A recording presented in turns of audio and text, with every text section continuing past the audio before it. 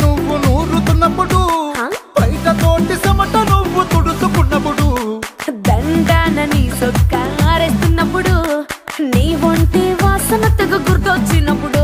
రెండు చేతులెత్తి చుట్టు మలిసినప్పుడు జండు కత్తుకొని పడుకున్నప్పుడు అలసిపోయి నువ్వు ఆవలించినప్పుడు వచ్చుండై ఫీలింగ్స్ వచ్చి వచ్చి చంపేస్తుండై